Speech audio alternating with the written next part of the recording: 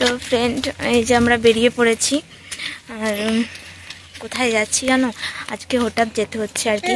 মানে আমার ছেলেটার খুবই শরীরটা খারাপ, সর্দি করে গেছে প্রচণ্ড পরিমাণে। আর তার সাথে সাথে আমারও শরীরটা বেশ ভালো নেই, তার জন্য আমরা এখানেই আর কি যাচ্ছি হাসপাতালে। তো আমাদের এখানে সরকারি হাসপাতাল আছে, ওখানেই যাব। আর ছেলেকে আমি সরকারি হাসপাতালে খুব দেখাই না খুব একটা, তো চেম্বারেই দেখাই। তো আজ যাচ্ছি, দেখাবো। তো চলো, এই যে তো আমাদের বাড়ি থেকে হসপিটাল বেশি দূর না, কাছাকাছি 5 মিনিটের রাস্তা। এই যে দেখো, এই রাস্তাটা দেখতে পাচ্ছ, এই রাস্তা হচ্ছে আমার বাপের বাড়ির রাস্তা। এবারটো তো এই যে চলে এসেছি, আর বেশিক্ষণ নয়, একটুখানি। এই যে চলে এসেছি, দেখতেই পাচ্ছ আমরা হসপিটালে। এই যে দেখো, এখন টিকিট কাউন্টারে রয়েছি, সেখানে প্রচণ্ড পরিমাণে ভিড়। টিকিট করব, এই যে টিকিট করেও ফেলেছি। আমার একটা আর পায়েলের একটা, দুটো টিকিট করেছি।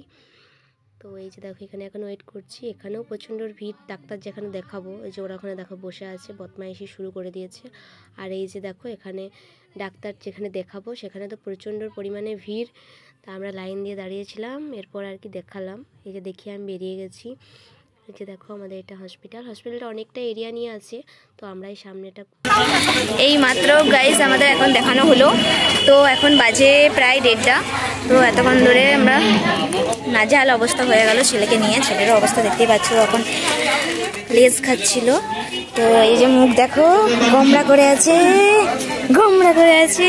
তো চলো আমরা বাড়িতে যাই, দিয়ে আবার তোমার সাথে কথা হবে, ঠিক আছে? এই যে দেখতে পাচ্ছ, এটা আমাদের হসপিটালের গেট। এটা নিউ করা হলো, এটা ছিল না।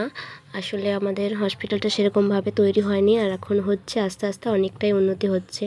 ভালোই হবে আমাদের এখানে সুবিধাগুলো। এই যে দেখো, ব্যাগটা কতটা আমি হালকাভাবে এনেছিলাম, তো এখন দেখো অনেকটা ভর্তি হয়ে গেছে, কারণ আমার বেটু কুরকুরে লেস সব কিনেছে। বেটু বেটু বউ করে আদি ওর প্রচণ্ড পরিমাণে ঠান্ডা লেগেছে বন্ধুরা, কারণ চোখ দিয়ে জল গড়াচ্ছে, তোমরা দেখতেই পেলে সেটা। তো চলো বাড়ি যাই, আবার কথা হবে। বাপের বাড়ির রাস্তা হয়ে পেরিয়ে যাচ্ছি, তো একবার দেখা করব না, সেটা কি হয় বলো তো? তার জন্যই আর কি বাপের বাড়িতেও একবার দেখা করে যাই। এই যে বাপের বাড়ি চলে এলাম, চলো বাড়িতে ঢুকি, তারপর কথা হচ্ছে। দেখো, এটা আমাদের বাড়ি, ঠিক আছে? আমাদের একটা ছোটোখাটো বাড়ি, বুঝতেই তো পারছো, সেরকম কিছুই না। আর মা দেখো ওখানে বসে আছে, দেখতে পাচ্ছ না? মেজদা গাড়ি নিয়ে আসছে আজকে ডিউটি থেকে। তো চলো যাই। তো এই যে দেখো, আমাদের আর কি বাড়ির সামনে একটা গাছ আছে, সেটা রিঠে ফলের গাছ, ওখানে বাঁধানো আছে। ওখানেই সবাই বসে আর কি আড্ডা দেয়, সেখানেই মা আর কি বসে আছে। তো এই যে দেখতে পাচ্ছ, মা এখানে বসে বসে এখন বাদাম ছাড়াচ্ছে। কি করবে, টাইম পাস করছে, রান্নাবান্না হয়ে গেছে আর কি। আর এই যে দেখো, এখানে আমার পিসিও রয়েছে, ওর শরীর খুবই খারাপ। আর এখানে দেখো, আদি এসে বদমাইশি শুরু করে দিয়েছে, মায়ের বাদাম টাদাম সব ফেলে দিচ্ছে আর কি। ওর যেটা দুষ্টুমি করা দরকার সেটুকুনও করে, সেটা যে কোনো জায়গা গেলেই হচ্ছে আর কি, ওর যেটুকুন দুষ্টুমি করা দরকার। এই যে দেখো, আমার এটা সেজো জেঠিমা। আর এই যে ফাইনালি আমরা বাড়িতে ঢুকলাম। এই যে বাবার কাছে যাওয়ার জন্য একদম খুশিতে ভরে গেছে, দেখতেই পাচ্ছ, বাবার কাছে চলে গেল। আসলে বাবার একটু শরীরটা খারাপ, তাই বাবা একটু বাড়িতে শুয়েছিল।